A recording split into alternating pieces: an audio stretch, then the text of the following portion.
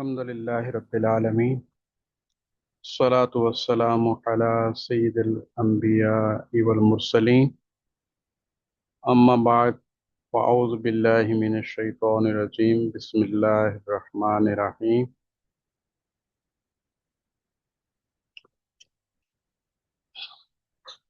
पिछले से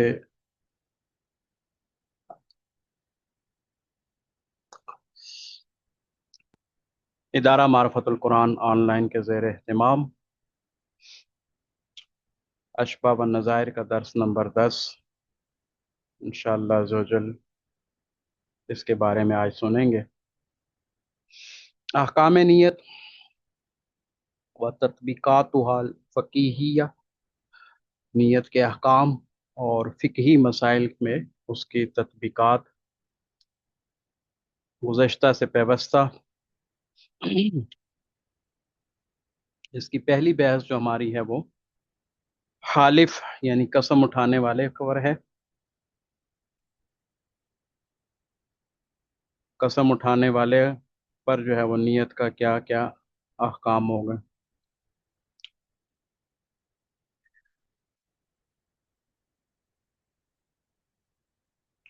एतबार नियत हालिफ व उक़ूद मालिया।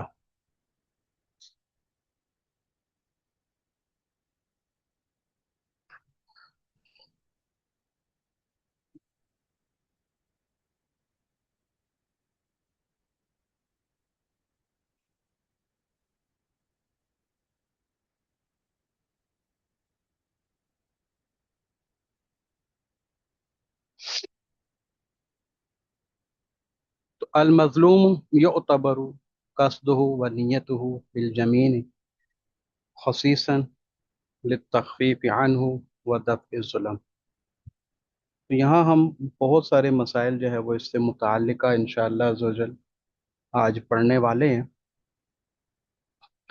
कि अल्लाह तबारक व तआला के नाम की अगर कोई कसम खाता है तो वो नीयत पर मौकूफ़ नहीं होती। तो मज़लूम और ज़ालिम के नीयत का फ़र्क होगा। मज़लूम में उसके इरादे का कस्द किया जाएगा, जो वो नीयत कर रहा है उसका एतबार किया जाएगा। ज़ालिम में जो है ला तुअतबरु नियतुहुल बातिना कि उसकी नीयत बातिना का एतबार नहीं किया जाएगा। बल तुहमलु यमीनुहु अला ज़ालिमियतिही, बल्कि उसकी जो नीयत होगी उसको उसके जुल्म पर ही महमूल किया जाएगा।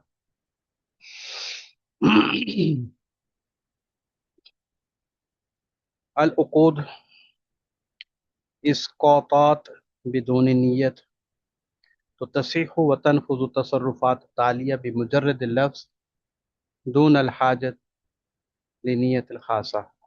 तो इकरार है, वकालत है, अमानत रखवाना है, आरियत पे देना है, इजारा करना है, इसी तरह तोहमत लगाना है या सिरका वगैरह है, तो ये महज अल्फाज से ही अदा हो जाते हैं। इसमें नीयत का लिहाज पास नहीं रखा जाता। अनियत फिल जिनायात वल किसास, तो कफुल किसास अला कसद, तो कसास जो है वो मौकूफ़ होते हैं नीयत और इरादे पर। अल किसास मशरूत बिकस्दिल कातिल लिल कत्ल, ज़ाहिरी बात है ये हमने किस कत्ल की मुख्तलिफ अक़साम पढ़ते हुए नीयत का एतबार किया था कि इन अल कस्द अम्रुन बातिनुन खफ़ीजुन उक़ीमत आलतु कातिलतु मकामहु। नीयत और कस्द जो है ये एक अम्र खफ़ी है, अम्र बातिन है। तो जो आला कत्ल है उसको नीयत के कायम मकाम करार दिया जाता है। तो कत्ल अमद है, शिब अमद है, ख़ता है, तो इंशाअल्लाह ज़ुल इसके मुतल्लिक़ भी आज हम पढ़ेंगे। इसी तरह किरात कुरान है लिज़िक्र व दुआ, तो इसके बारे में पढ़ेंगे कि नमाज जनाजा में फातिहा को बनियत ज़िक्र पढ़ना या नमाज के अंदर फातिहा को दुआ और ज़िक्र के तौर पर पढ़ना।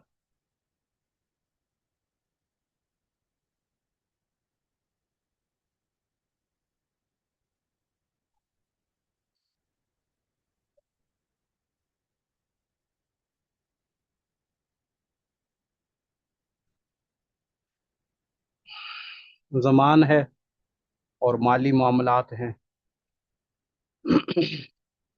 تو اگر محرم جو ہے وہ کپڑے کو پہنتا ہے، نیت کرتا ہے کہ آئندہ میں دوبارہ نہیں پہنوں گا، اور پھر پہن لیتا ہے، تو کیا دو بار اس پر جنایت لگے گی یا ایک بار لگے گی؟ اسی طرح اگر محرم ہے، اس نے کپڑوں کو پہنا ہے، سلے ہوئے کپڑوں کو، اور نیت کی ہے کہ مطلب دوبارہ بھی پہنوں گا، تو کیا متعدد جنایات اس پر لگیں گی یا ایک جنایت لگے گی؟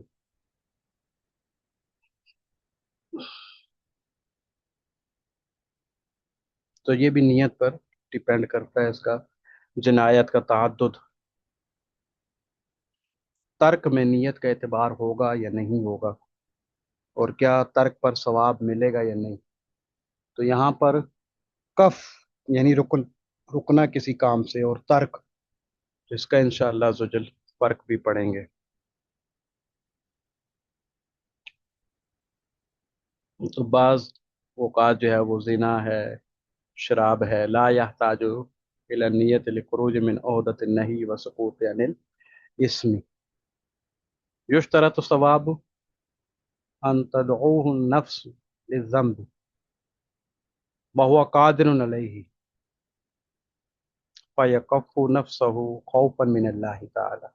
تو یہ بھی انشاءاللہ کف اور ترک میں انشاءاللہ ضرور پڑھیں گے اس کو، کہ رکنا کیا ہوتا ہے اور ترک کرنا کیا ہوتا ہے۔ اذا نوى بمال تجارت ان یکون للخدمت شخصیہ، اگر مال تجارت سے وہ خدمت شخصیہ کی نیت کر لیتا ہے، تو کیا وہ تجارت سے مال نکل جائے گا اور خدمت پر اس کو محمول کیا جائے گا، مال زکوٰۃ سے نکل جائے گا؟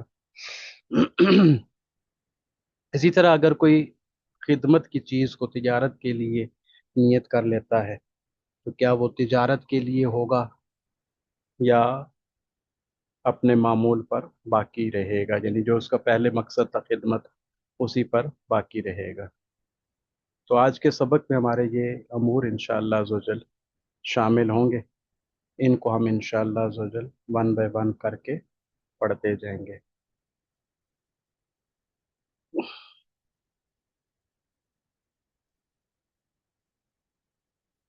تو الاشباہ والنظائر، تو اما الجمین باللہ، پہلا جو ہمارا ٹاپک تھا، اللہ تبارک و تعالیٰ کے نام کی قسم،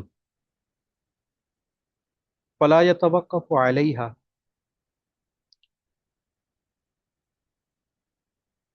تو یہ جمین باللہ جو ہے یہ نیت پر موقوف نہیں ہے۔ ینعقد اذا حلف عامدا ساہیا مخطئا مکروہا یا مکرہا، قسم اٹھانے والا وہ جان بوجھ کر کہہ رہا ہو، بھول کر کہہ رہا ہو، خطا سے کہہ رہا ہو، یا مجبور ہو کے کہہ رہا ہو، مطلب یہ قسم اٹھانے والا جو ہے اللہ تبارک و تعالیٰ کے نام کی، عامد ہو، ساہی ہو، مخطی ہو یا مکرہ ہو، بہر صورت قسم باللہ جو ہے وہ منعقد ہو جائے گی۔ قضا اذا فعل المحلوف علیہ کذالک، محلوف علیہ جس کام پر اس نے قسم اٹھائی ہے، جس فعل پر اس نے قسم اٹھائی ہے، تو وہ بھی اگر عامدن ساہین مخطئن مکرہن اس فعل کو سر انجام دیتا ہے، فعل المحلوف علیہ، تو جو محلوف علیہ کام ہے اس کو وہ سر انجام دیتا ہے، چاہے وہ عامدن ہو، ساہین ہو، مخطئن ہو، مکرہ ہو، تو اس کا حکم بھی یہی ہے، یعنی وہ حانث ہو جائے گا۔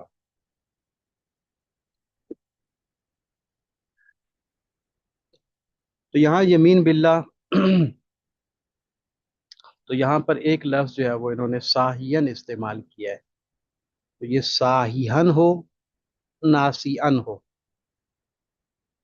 بعض نسخوں میں جو ہے وہ ساہین کا لفظ آیا ہے اور بعض نسخوں میں جو ہے وہ ناسین کا لفظ آیا ہے۔ تو قسم اٹھانے والا اپنی بات کو پختہ کرنے والا ہوتا ہے، تو جو بات کو پختہ کرنے والا ہے، تاکید دینے والا ہے، تو کیا وہ ناسی ہو سکتا کہ وہ بھول کر کوئی کام کر رہا ہو؟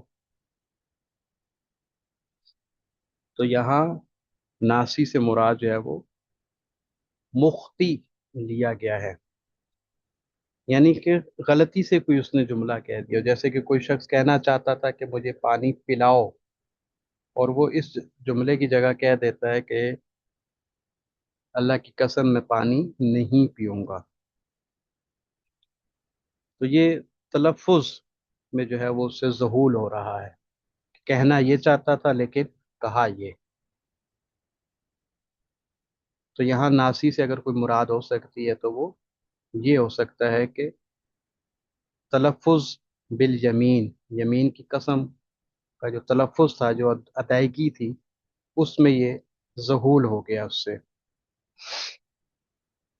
یمین میں جو ہے وہ حقیقتاً، حقیقی طور پہ نسیان کا تصور نہیں ہے، کیونکہ میں نے پہلے عرض کیا کہ یہ اپنی بات کو پختہ کرنے والا ہوتا ہے، تو اس سے تصور نہیں ہے کہ یہ بھول کر کوئی بات کہہ رہا ہوگا۔ جب اپنی بات کو یہ پختہ کرنے والا ہے تو لازمی سی بات ہے وہ بات اس کے پیش نظر ہے۔ ہاں یہ ہے کہ وہ خطا ہو سکتی ہے، غلطی ہو سکتی ہے۔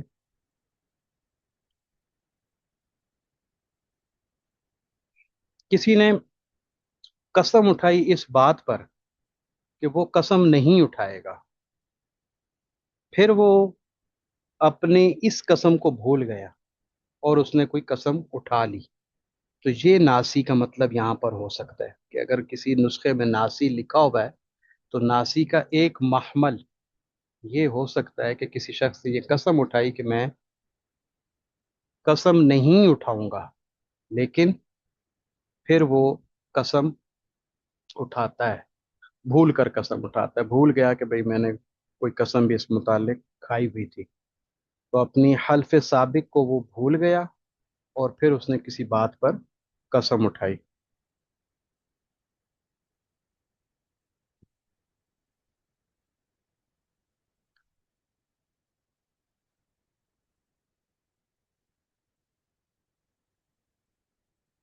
یہ بھی ہو سکتا ہے کہ جو محلوف علیہ فعل تھا، یعنی جس پر اس نے جو ہے وہ حلف اٹھایا ہوا تھا، تو حلف اٹھائے ہوئے فعل کو جو ہے وہ اس نے بھول چک کر کر لیا۔ محلوف علیہ فعل مطلب کہ کہنا چاہ رہا تھا کہ بھئی میں پانی نہیں پیوں گا مثال کے طور پر، تو اب یہ پانی پینا، نہ پینا، یہ اس کا محلوف علیہ فعل ہے، اب وہ بھول کر جو ہے وہ پانی پی لیتا ہے، تو ناسین کہنے کا ایک محمل یہ بھی ہو سکتا ہے۔ بہرحال صاحیحن کی جگہ ناسین اگر لیں گے مراد، تو اول تو یہ ہے کہ زمین میں ناسین مراد ہو نہیں سکتا، کیونکہ زمین ہے، اپنی بات کو پختہ کرنا ہے، تو بھول کر وہ اپنی بات کو پختہ کیا کرے گا؟ یعنی اس کے پیش نظر اپنی بات تھی، تبھی تو اس میں تاکید پیدا کرنے کے لیے وہ قسم اٹھا رہا ہے۔ پھر اگر ناسین مراد لے بھی لیتے ہیں تو پھر اس سے مراد یہ ہو سکتا ہے کہ بھئی اس نے پہلے کوئی قسم اٹھائی ہوئی ہو کہ بھئی میں قسم نہیں اٹھاؤں گا، پھر اپنی اس قسم اٹھانے کو بھول کر کوئی دوسری قسم اٹھا لیتا ہے، یا یہ کہ جو محلوف علیہ فعل تھا اس فعل کو وہ بھول کر کر دیتا ہے، تو یہ ناسین کا محمل ہو سکتا ہے۔ اما نیت تخصیص العام فی الجمین، بہرحال عام میں تخصیص کرنا، فمقبولۃ دیانتاً اتفاقاً و قضاء عند الخصاف، تو امام خصاف کے نزدیک جو ہے وہ قضاء بھی اس کا اعتبار کیا جائے گا، اور متفق علیہ مسئلہ ہے کہ عام میں تخصیص کی نیت کی جا سکتی ہے۔ اس کا مطلب یہ ہے کہ کوئی شخص قسم اٹھاتا ہے کہ میں کسی انسان سے بات نہیں کروں گا، تو انسان عموم تھا اس کے اندر، تمام انسان اس میں مراد تھے، اب وہ خاص کر کے کہہ دیتا ہے کہ نہیں جی میری اس سے مراد زید تھی، تو زمین میں کیا عام کو خاص کیا جا سکتا ہے؟ تو جی ہاں، زمین میں دیانتاً بالاتفاق عام کو خاص کیا جا سکتا ہے۔ اسی طرح کوئی کہے اپنی زوجہ کو کہ بھئی میں نے اگر اس سال اپنی گندم میں سے کسی کو کچھ دیا تو یہ طلاق ہے، تو اب وہ اس سے مراد کیا لے رہا ہو؟ اس سے مراد وہ لے رہا ہو، اس میں نیت کر رہا ہو کہ بھئی میں نے خاص کر احدن سے مراد تیری والدہ لیا تھا، کہ تیری والدہ کو میں اپنی گندم سے کچھ نہیں دوں گا. تو یہ اس کا عام کو خاص کرنا کہلائے گا. تو قسم میں لفظ عام ذکر کیا ہو، پھر اس کو خاص کر لے، خاص کرنے کی نیت کر لی ہو، تو وہ فقہا کے کرام کے نزدیک دیانتاً جو ہے مقبول ہے. اور امام خصاف کے نزدیک جو ہے وہ قضاءً بھی اس کا اعتبار کیا جاتا ہے. اب ظاہر بات تو یہاں پہ یہی ہے کہ یہاں پہ انہوں نے کہا یہ حلف کے دونوں مسئلے جو یہاں پہ انہوں نے ذکر کیے، اس میں عربی میں وہ اس نے کہا ہو یا فارسی میں اس نے کہا ہو، یعنی عجمی زبان میں اس نے کہا ہو، دونوں کا اعتبار کیا جا سکتا ہے. اس میں کوئی فرق یہاں پہ ذکر نہیں کیا گیا، چاہے وہ عربی زبان میں اس کو ذکر کر رہا ہو، چاہے فارسی زبان میں ذکر کر رہا ہو، بات اسی طرح سے ہے.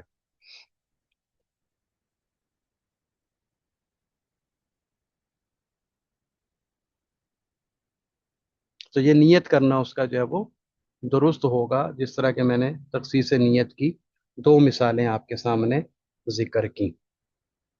اب یہ چاہے عربی زبان میں کہہ رہا ہو یا عجمی زبان میں کہہ رہا ہو، صحیح قول یہی ہے کہ عربی اور فارسی زبان کا فرق ان مسائل میں نہیں ہے.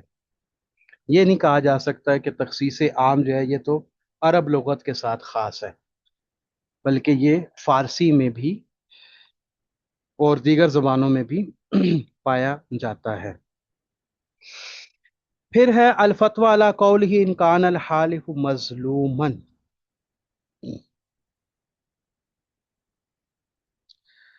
تو یہ جو بات کی گئی ہے، قسم کھانے والا جو ہے وہ مظلوم ہو، ان کان الحالف، الفتوی علی قولہ امام خصاف کے قول پر عمل ہے، یعنی قضاءً بھی تخصیص عام کی نیت کرنا معتبر ہے. پھر کہتے ہیں کہ ان کان الحالف مظلوما، کہ اگر جو ہے وہ حالف قسم اٹھانے والا جو ہے وہ مظلوم ہو.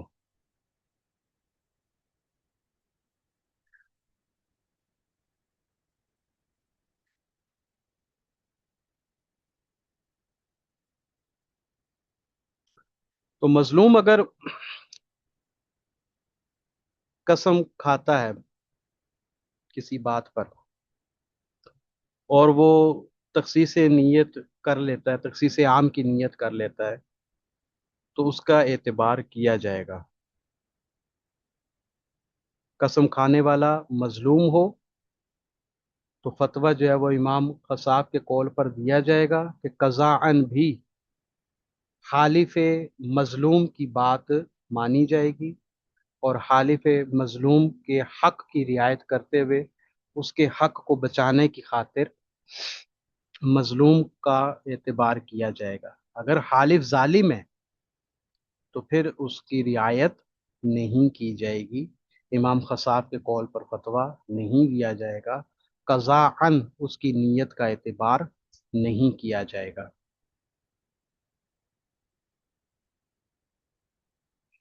پھر آگے کہتے ہیں کذالک اختلفوا حل الاعتبار لنیت الحالف او لنیت المستحلف، حالف کی نیت کا اعتبار کیا جائے گا یا مستحلف کی نیت کا اعتبار کیا جائے گا. حالف قسم اٹھانے والے کو کہتے ہیں، اور مستحلف جو ہے وہ قسم چاہنے والے کو کہتے ہیں، قسم اٹھوانے والے کو کہتے ہیں. یعنی کوئی حاکم ہے یا قاضی ہے یا کوئی مد مقابل ہے، وہ قسم اٹھوانے کا قول کر رہا ہے. تو اگر تو معاملہ جو ہے وہ طلاق کا ہے، اعتاق کا ہے، تو پھر تو مطلقاً حالف کی نیت کا اعتبار کیا جائے گا. الفتوی علی اعتبار نیت الحالف اذا کانا مظلوما، کہ اگر وہ مظلوم ہے تو خصوصاً لا انکان ظالما، نہ کہ جب وہ ظالم ہو، کما فل والوالجیہ والخلاصہ، جیسا کہ فتاوی والوالجیہ میں ہے اور فتاوی خلاصہ میں ہے۔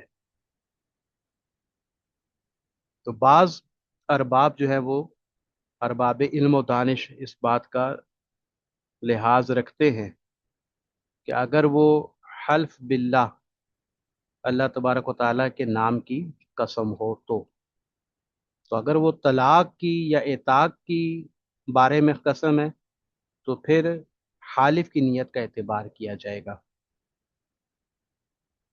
اور اگر بغیر اللہ کے نام کی قسم اٹھوانے کا کہا جاتا ہے تو یہ ظلم ہے۔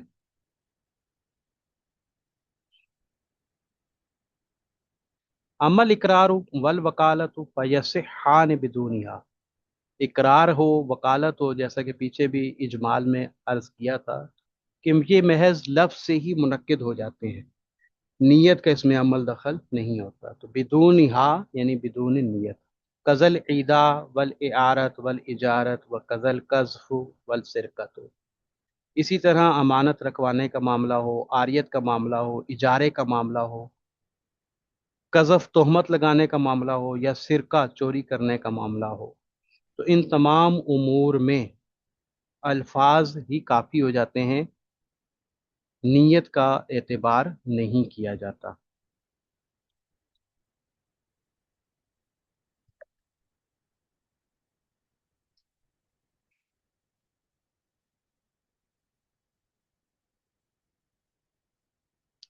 امبر سے قصاص ہو، بہرحال جو قصاص ہے، فمتوقف علی قصد القاتل للقتل، تو پھر قصاص لینے کا جو معاملہ ہے تو اس میں قصد کو، نیت کا عمل دخل ہے کہ قاتل نے قتل کا ارادہ کیا ہو، تب قصاص کا معاملہ ہو سکتا ہے۔ لیکن قالو لما کان القصد امرا باطنا، لیکن پرابلم یہاں پر یہ ہے کہ قصد اور ارادہ جو ہے وہ ایک امر باطنی ہے، امر خفی ہے، اس پر مطلع نہیں ہو سکتے، یعنی ظاہراً اس پر مطلع نہیں ہو سکتے، قضا کے معاملات جو ہیں وہ اس پر نہیں آتے۔ اقیمت الآلۃ مقامہ، تو پھر آلہ قتل کو جو ہے وہ اس باطنی امر کے قائم مقام کر دیا گیا، یعنی قصد کے قائم مقام کر دیا گیا۔ وَإِن قَتَلَهُ بِمَا يُفَرِّقُ الْأَجْزَاءَ عَادَةً، تو اگر تو اس نے قتل کیا ہو ایسی چیز کے ساتھ کہ جو عادتاً اجزاء کو متفرق کر دیتی ہے، جدا کر دیتی ہے، کاٹ دیتی ہے، کانا عمدن ہو، یہ عمدن یعنی جان بوجھ کر ہو، قصد کے ساتھ ہو، ارادے کے ساتھ ہو، ایسی آلہ قتل کے ساتھ اس نے قتل کیا کہ جو عادتاً جو ہے وہ اجزائے انسانیہ کو یا جدا کر دیتی ہے، کاٹ دیتی ہے، اور ارادے سے کیا ہو، جان بوجھ کر کیا ہو، واجب القصاص ہو، تو قصاص واجب ہو جائے گا۔ تو اما القصاص فمتوقف علی قصد القاتل للقتل، تو بہرحال جو قصاص کا معاملہ ہے تو وہ قاتل کے قتل کے ارادے پر موقوف ہے۔ لیکن قالو، لیکن فقہا فرماتے ہیں لما کان القصد امرا باطنا، لیکن قصد چونکہ ایک امر باطنی ہے، امر خفی ہے، تو اقیمت الآلۃ مقامہ، تو پھر آلہ قتل کو جو ہے وہ اس کے قائم مقام قرار دیا جائے گا۔ فَإِن قَتَلَهُ بِمَا يُفَرِّقُ الْأَجْزَاءَ، اگر اس نے ایسی چیز کے ساتھ قتل کیا ہو کہ جو اجزائے انسانیہ کو کاٹ دیتی ہے، عادتاً عادت، تو کما کانا آمدن ہو، اور یہ کام آمدن جان بوجھ کر کیا ہو، ارادے سے کیا ہو، واجب القصاص ہو، تو قصاص واجب ہے۔ وَإِلَّا فَإِن قَتَلَهُ بِمَا لَا يُفَرِّقُ الْأَجْزَاءَ عَادَةً، لیکن یقتل غالباً فَهُوَ شِبْهُ عَمَدٍ لَا قِصَاصَ فِيهِ عِندَ الإمام الأعظم، تو اگر اس نے ایسی چیز کے ساتھ قتل کیا ہو کہ جو اجزائے انسانیہ کو نہیں کاٹتے عادتاً،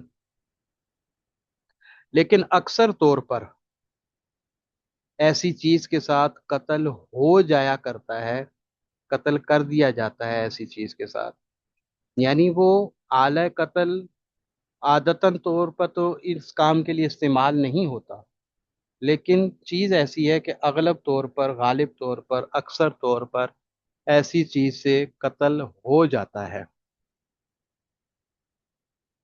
تو یہ شبہ عمد ہے، اور شبہ عمد میں قصاص نہیں ہوتا امام اعظم کے نزدیک۔ تو اب تک قتل کی دو قسمیں پڑھ لیں، ایک وہ کہ جو قتل عمد تھا، اور ایک وہ کہ جو قتل شبہ عمد تھا۔ تو قتل عمد میں ایسے آلہ قتل کو استعمال کیا کہ جو عادتاً انسانی اجزاء کو کاٹتا ہے،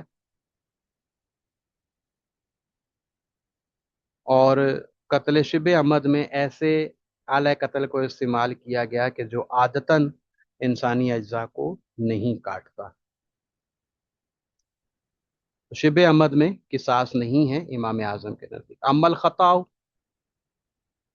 بہر الخطا جو ہے، بِأَن يَقْصُدَ مُبَاحًا، کہ اس نے قصد اور ارادہ کیا تھا ایک مباح چیز کو مارنے کا، فَيُصِيبُ آدميًا، لیکن وہ لگ گئی آدمی کو، جیسا کہ باب جنایات میں اس کی تفصیل کو جانا گیا ہے۔ یعنی کہ یہ بھی ایک خطا کی صورت ہے کہ انسان مارنا تو کسی حلال چیز کو چاہتا تھا، کسی مباح چیز کو مارنا چاہتا تھا، کسی اپنے شکار کو مارنا چاہتا تھا، لیکن وہ لگ گئی غلطی سے کسی آدمی کو، اور وہ قتل ہو گیا، مر گیا۔ اما قراءۃ القرآن، بہرحال قرآن کی قرات کرنا، تو اس میں نیت کا کیا اعتبار؟ قالوا ان القرآن یخرج عن کونہ قرآنا بالقصد، ایک اصول ہمیں بتا دیا گیا کہ قرآن جو ہے وہ قرآن ہونے سے، قرآنیت سے خارج ہو جاتا ہے۔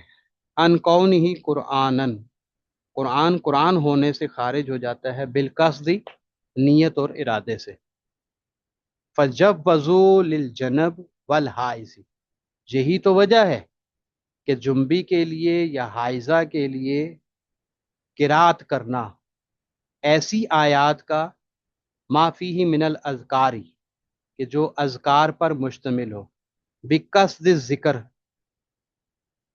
ذکر کے ارادے سے، والادعیتی، اور ایسی آیات کی قرات کرنا کہ جو دعاؤں پر مشتمل ہو، بقصد دعا، دعا کے ارادے سے، فقہا نے اس کو جائز قرار دیا۔ تو مطلب کہ اگر وہ دعا کے ارادے سے دعائیہ آیات کو، ذکر کے ارادے سے اذکار والی آیات کو پڑھ رہا ہے، قرات کر رہا ہے، تو پھر گویا وہ قرآن نہیں پڑھ رہا، وہ دعا کر رہا ہے یا ذکر کر رہا ہے۔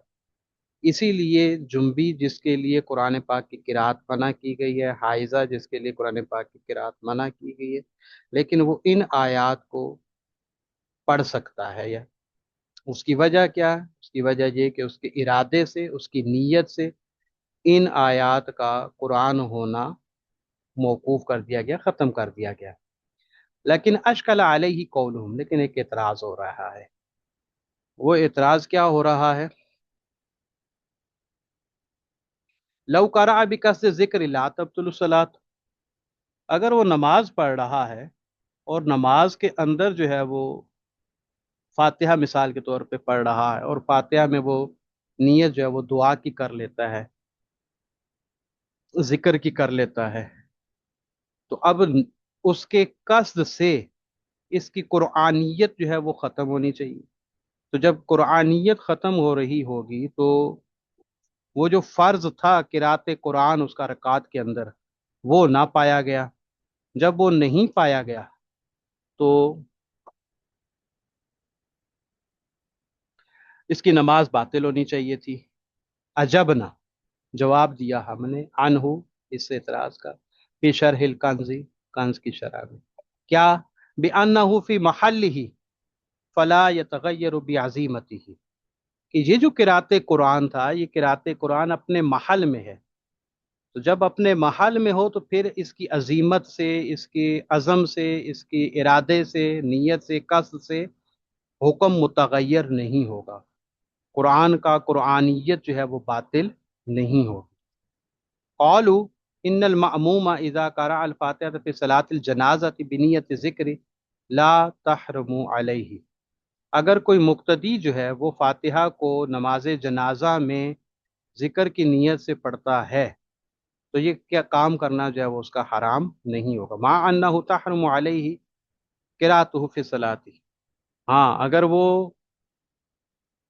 مقتدی ہے اور رکوع اور سجود والی نماز ہے تو رکوع اور سجود والی نماز میں مقتدی کا قرات کرنا، مقتدی کا فاتحہ کو پڑھنا یہ حرام ہے۔ لیکن جنازے کی نماز میں اگر یہی مقتدی اسی فاتحہ کو دعا کی نیت سے، ذکر کی نیت سے پڑھ رہا ہے تو یہ اس کا حرام کام نہیں ہے۔ لیکن اسی فاتحہ کو ذکر کی نیت سے یا بغیر ذکر کی نیت سے وہ امام کے پیچھے پڑھتا ہے رکوع اور سجود والی نماز میں تو یہ کام اس کا حرام ہے۔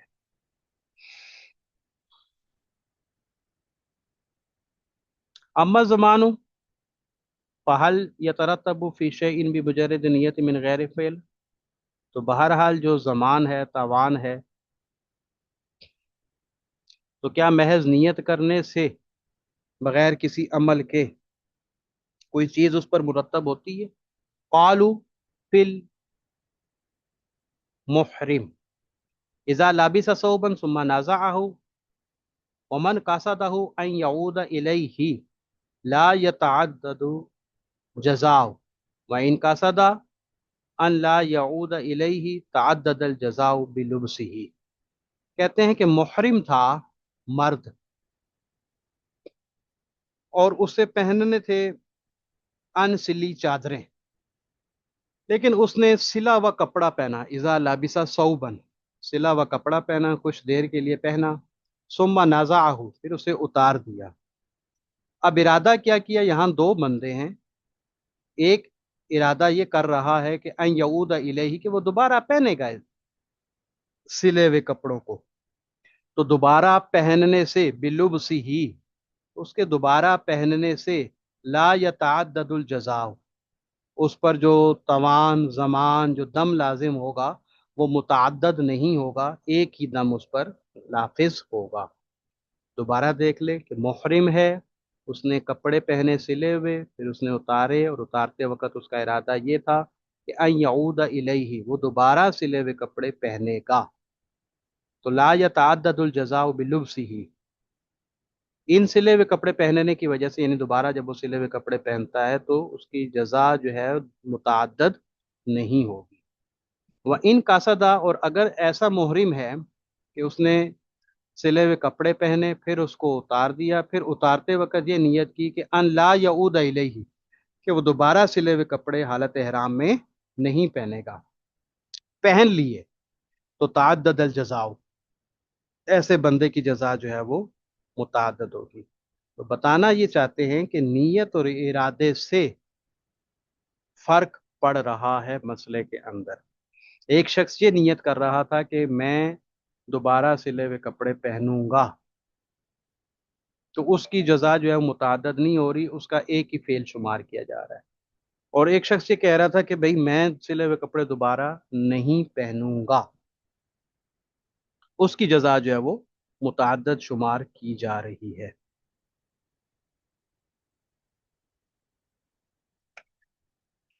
قالوا فی المودع اذا لبس ثوب الودیع ثم نزعه ومن نیته ان یعود الى لبسه لم یبرع من الزمان فی الزمان، اگر ایک شخص جو ہے اس کے پاس امانت رکھوائی گئی ہے اور وہ اس امانت والے کپڑے کو پہنتا ہے، پھر اسے اتار دیتا ہے اور اتارتے وقت جو ہے وہ ارادہ کرتا ہے کہ ان یعود الی لبسہ، وہ دوبارہ اس کپڑے کو پہنے گا،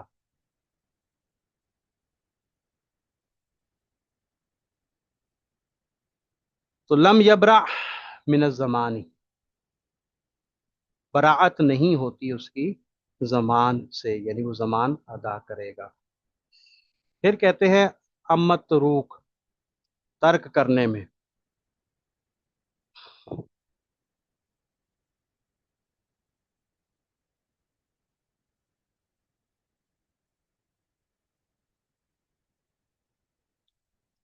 तर्क करने में कतरकिल मनही अनहु फज़करुहु फिल उसूली फी बहसिन मा तुतरकु बिही हकीकत। तो कहते हैं वो चीज़ें कि जिनकी हकीकत को तर्क कर दिया जाता है, उसकी बहस में इन मसाइल को जिक्र किया गया है। जो ऐसे काम के जिस पर नहीं वारिद की गई हो, उसको तर्क करना। इंदल कलामी अलाल हदीसी इन्नमल अमालु बिन्नियात फज़ाकरुहु फी नियतिल वुज़ू हासिलुहु अन्न तर्कल मनही अनहु ला यहताजु इला नियतिन लिल खुरूजी अन उहदतिन नहीं। तो जिस पर नहीं वारिद की गई है, जो मुनहयात में से काम है, उनको तर्क करना नीयत का मोहताज नहीं है। लिल खुरूजी अन उहदतिन नहीं, कि वो जो नहीं की जिम्मेदारी थी उससे निकलने के लिए नीयत ज़रूरी नहीं है, नीयत का मोहताज नहीं है। अम्मा लिल हुसूल, ओहदे से निकलने के लिए तो नीयत की हाजत नहीं है, लेकिन अम्मा लिल हुसूल सवाब भी, लेकिन हुसूल सवाब के लिए तो फिर बहरहाल वो नीयत पर मौकूफ रहेगा। बिअन का बिअन काना कफ़न, तो हुसूल नीयत के लिए अमल इस तरह का हो कि उस पर कफ का इतलाक आता हो। कफ क्या चीज़ है वो आगे इबारत में ही बता रहे हैं आपको। वह हुआ अन तदअहु नफ्सु इलैहि कादिरन अला फ़िलिही, नफ्स उभारता हो उस काम पर। जो मुनहियात में से काम है, उन मुनहियात कामों पर उभारता हो नफ्स, अंदर से अपील आती हो ऐसे काम को करने की। कादिरन अला फ़िलिही, और बंदा उस काम पर जिससे मना किया गया है उस पर कादिर भी है।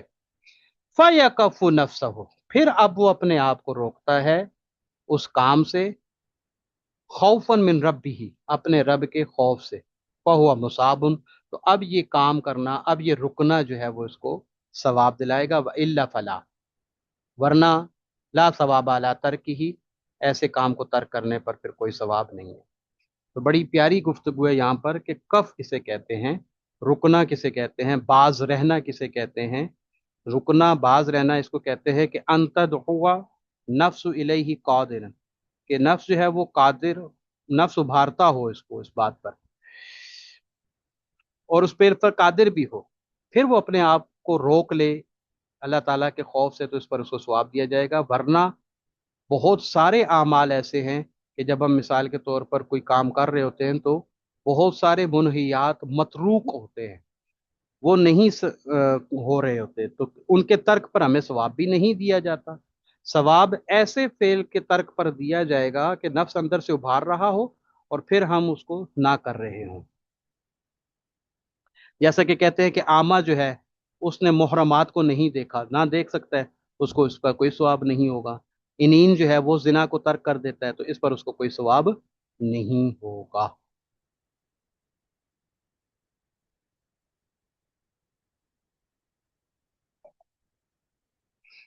आज का सबक कितना था, दोबारा क्लास ज्वाइन करते हैं, नया लिख देता हूँ आपको।